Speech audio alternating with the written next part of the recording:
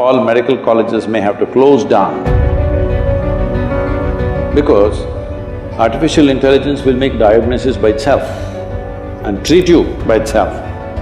So, it is time the young doctors who are coming up now should focus on how you should be able to look beyond the symptoms. You must allow the deeper intelligence within you to function.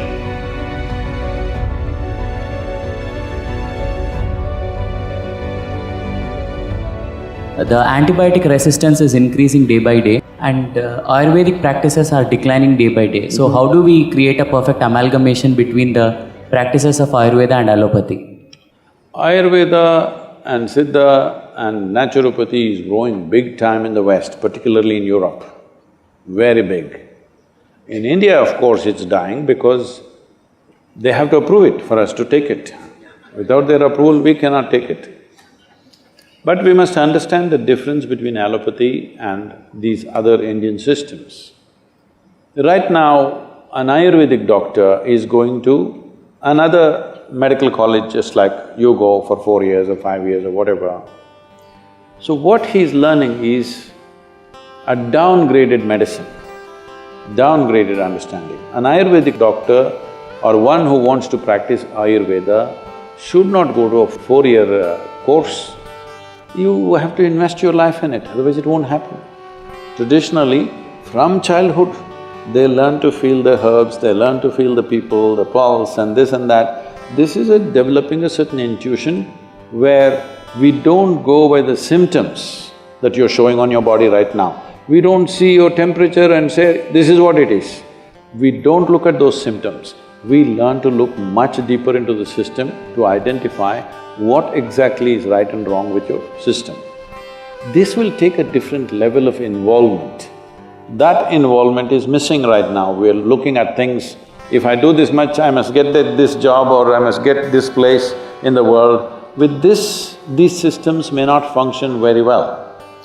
You must have heard this, the same medicine one doctor gives in Ayurveda and Siddha, the same medicine, in one person's hands it works very well, in another person's hands it doesn't work well because the person who gives it is as important as the medicine, because it's not working just by its chemical composition.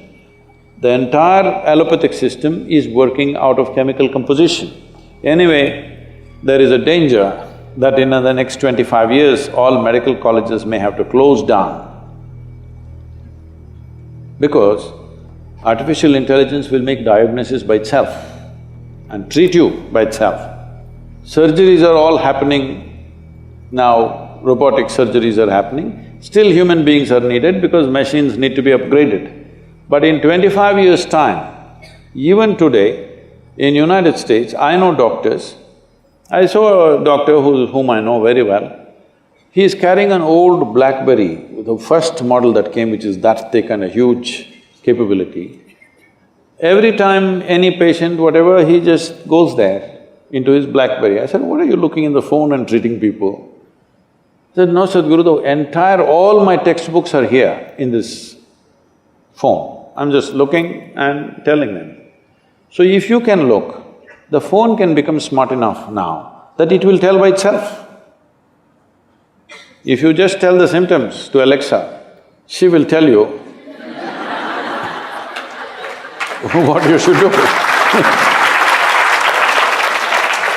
So, this form of symptomatic treatment may become irrelevant after some time because you're just gathering data and processing it and giving an answer. This a machine will be able to do better than any human being because it can process much faster and much better and not miss anything. So, it is time the young doctors who are coming up now should focus on how you should be able to look beyond the symptoms. This is what Ayurveda and Siddha is significant about. There was a yogi with whom I volunteered for some time for his medical camps that he used to have. It was like a festival. Okay, for everybody who comes to him, he has a joke to tell them and it goes on like a festival. Simply something he will give and people are cured, thousands of people will queue up for him every day. And he himself lived to be 106. So if somebody lives for 106 years of age, not in a geriatric state, fully active till the last day of his life, he must know something about health, isn't it? Hello? My great-grandmother lived to be 113, 113 years of age. I will tell you, this may sound absurd to you, but you must listen to this because if you are not open, there will be no new learning. Well, I saw her only after she is 100, but she was still very active. She was living all by herself in an open field. She built a small temple for herself, not for a god, for herself. She built a temple and she sat in it because she felt she deserves a temple. This is very common in India, especially women, older women, built small temples, they sat there and they served humanity in a different way, in their own way. So when we went there for vacations and all, she would come home. If you give her breakfast, she will take this and put it to the ants, to the squirrel, to the sparrows, everything. Most of the breakfast is gone like this. There are self-appointed advisors who look at this and say, "You old woman, you don't eat anything, you will die." They all died.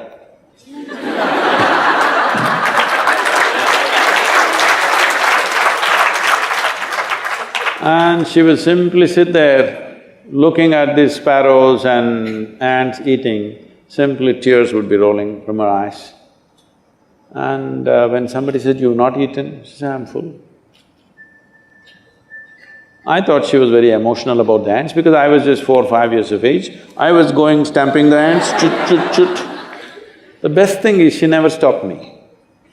She never said, "Don't do that." She knew she's doing what she has to do for the ants are doing what they should do for their life. I am, as a child, doing what I have to do as a child.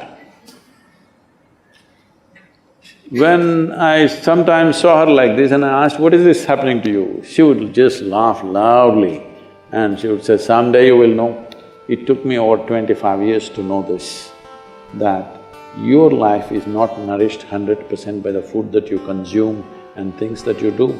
Life is a bigger phenomena than what you think in your head, much larger. Before you came, this cosmos was there, everything was working.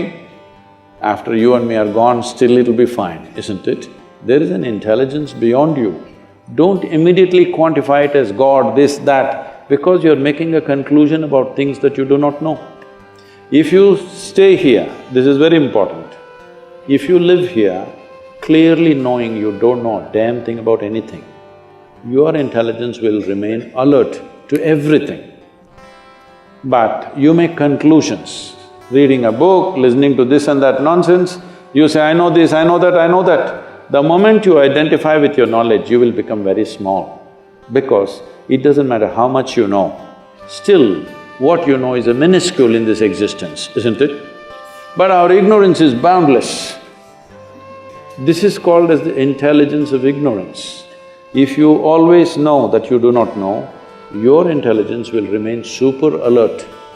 Whether your body is awake or asleep, it will remain super alert. This is what a doctor must do because, I'm sorry to say such things, you may know medicine, you might have read all the books in the world, you might have treated many patients, but still, everything seems to be perfect, somebody will die in your hands.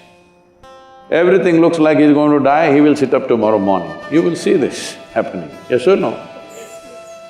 So, there is intelligence beyond you and me, there's an intelligence which makes us happen, there's an intelligence which can make a mango into a human being. If you don't allow that to function within you, if you think everything is in your head, you will become a dumb doctor. You must allow the deeper intelligence within you to function.